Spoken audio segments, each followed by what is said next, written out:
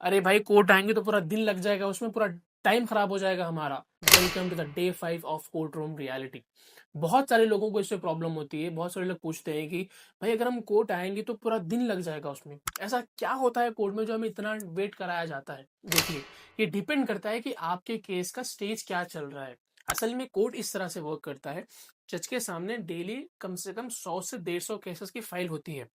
अब ये जो कोर्ट है वो दो टाइप ऑफ वर्क से चलता है। एक है कॉल वर्क, दूसरा है पास ओवर मैटर्स।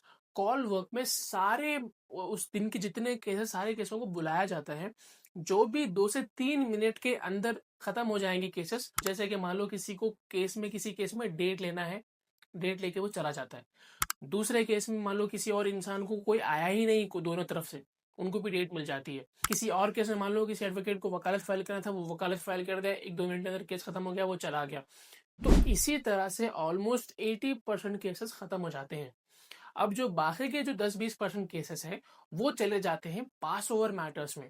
पास ओवर मैटर्स में होता ये है, मान लो किसी का क्रॉस एग्जामिनेशन करना है, तो वो पास ओवर में चला जाता है। अगर किसी को आर्ग्यूमेंट करना है किसी केस में, वो पास ओवर में चला जाता है। अगर किसी केस में किसी का एग्जामिनेशन है अक्यूज्ड का, वो पास ओवर में चला जाता है। किसी को बेल डालना है, वो पास ओवर में चला जाता है।